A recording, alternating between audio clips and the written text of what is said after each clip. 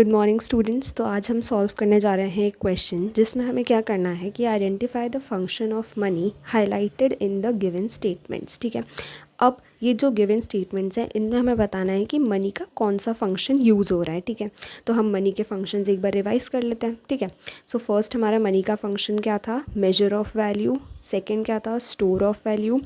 Third क्या था, medium of exchange. And fourth क्या था, स्टैंडर्ड ऑफ डेफर्ड पेमेंट्स। ठीक है, जिसमें से दो यानी कि medium of exchange and major of value तो प्राइमरी फंक्शंस थे, and store of value, transfer of value और स्टैंडर्ड ऑफ डेफर्ड पेमेंट्स जो हैं वो सेकेंडरी फंक्शंस थे। ठीक है, यानी दो प्राइमरी फंक्शंस एंड तीन सेकेंडरी फंक्शंस। ठीक है, तो अब देखते हैं इन सेंटेंसेस में कौन सा फंक्शन मनी का अप्लाई हो रहा है। चलो, फर्स्ट आता है, this function has led to the simplification of the process of borrowing and lending. अच्छा, कि मतलब बोरोइंग और लेंडिंग जो है आसान हो गई है मनी के इस फंक्शन से। तो वो कौन सा फंक्शन हो जाएगा, बिल्कुल स्टैंडर्ड ऑफ डेफर्ड पेमेंट्स। ठीक है, क्यों, क्योंकि उससे क्या हो रहा है कि हम जो है फ्यूचर में पेमेंट कर सकते हैं और अभी उधार ले सकते हैं। ठीक है, और मनी की वैल्यू भी सेम रहेगी, राइट। तो इसका आंसर हो जाएगा स्टैंडर्ड ऑफ डेफर्ड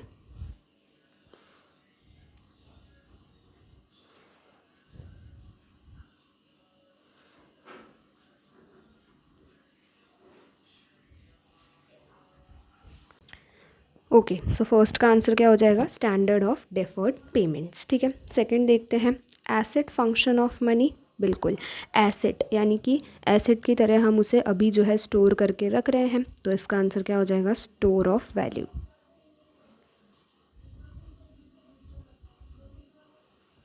चलो, थर्ड है, it works as a common denomination in which values of all goods and services are expressed. अब कॉमन डिनोमिनेशन तो ये हमने पढ़ा था, ये कौन सा फंक्शन हो जाएगा, मेजर ऑफ वैल्यू।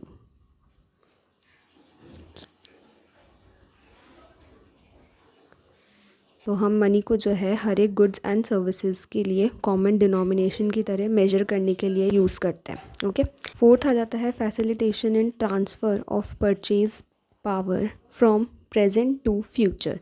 ठीक है, अब परचेजिंग पावर जो है वो हमने प्रेजेंट से फ्यूचर में शिफ्ट कर दी। तो यानी कि हम मनी को आज अगर स्टोर करके रखेंगे तो फ्यूचर में भी हमारे पास रहेगी। ठीक है, हम किसी को भी ट्रांसफ़र भी कर सकते हैं। तो इसका फंक्शन कौन सा हो जाएगा, स्टोर ऑफ वैल्यू।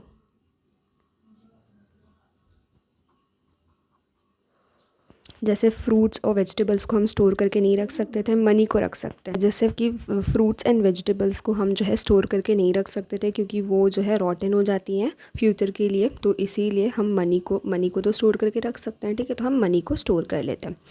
चलो, फिफ्थ आता है, this function helps to find out exchange ratios between various goods and services. ठीक है, एक्सचेंज रेशोज़ यानी कि पहले जब बार्टर सिस्टम नहीं था तब हम हमारी ही मर्ज़ी से जो है एक्सचेंज रेशो फिक्स कर लेते थे। ठीक है, लेकिन जब से मनी आई है तो हम जो है मतलब हमने जो है 1 किलो जो है दाल इतने की आएगी, दूध इतने का आएगा, तो हमने जो है रेशो सबको डिवाइड कर दिया। ठीक है, तो ये कौन से मेजर में आता है, मेजर ऑफ वैल्यू।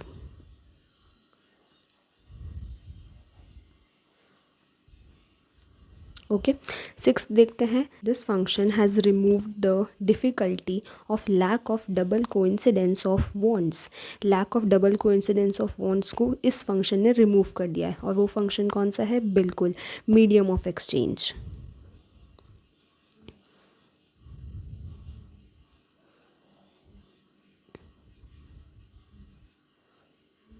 ठीक है, मीडियम ऑफ एक्सचेंज यानी कि मनी जो है मीडियम ऑफ एक्सचेंज की तरह वर्क करती है, इसीलिए तो double coincidence of wants. Double coincidence of wants क्या था कि मुझे जो चाहिए वो सामने वाले के पास नहीं है, और सामने वाले को जो चाहिए वो मेरे पास नहीं है ना। या फिर हम जो मेरे पास है वो सामने वाले को नहीं चाहिए, और जो सामने वाले के पास है वो मुझे नहीं चाहिए।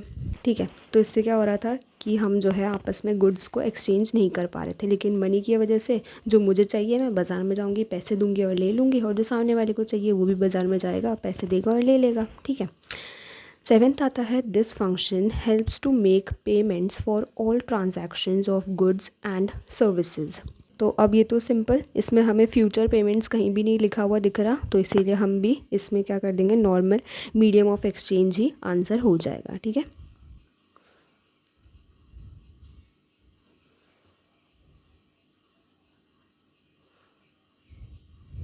ठीक है। सारे गुड्स एंड सर्विसेज का पेमेंट्स करने में जो है मनी हमारी मदद करती है, तो इसीलिए money serves as a medium of exchange. Okay, okay, now eighth आता है, this function has led to capital formation and economic development of the economy. ठीक है, अब देखो, इकोनॉमिक डेवलपमेंट में हेल्प करी है एंड कैपिटल फॉर्मेशन में मदद करी है, तो ये कौन सा फंक्शन हो जाएगा, स्टैंडर्ड ऑफ डेफर्ड पेमेंट्स। ठीक है, तभी तो हम जो है मनी को अभी स्टोर करके और फ्यूचर में यूज़ कर सकते हैं। ठीक है, आंसर क्या हो जाएगा, standard of deferred payments.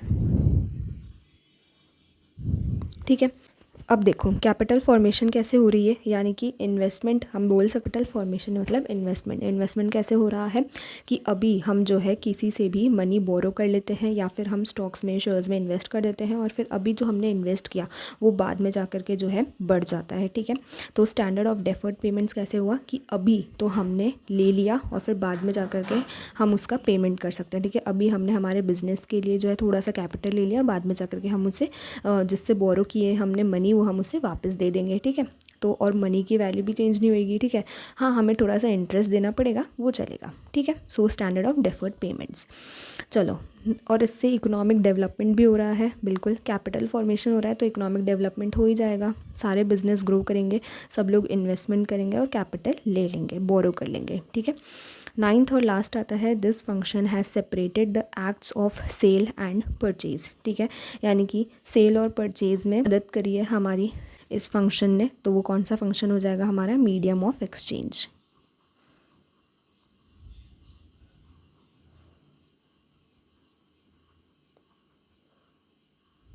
Which is the basic function of money. Okay, अब ये जो क्वेश्चंस हैं ये 1 1 मार्क्स में आते हैं, इसलिए मैंने आप लोगों को करवा दिए। मिलते हैं नेक्स्ट वीडियो में, थैंक यू।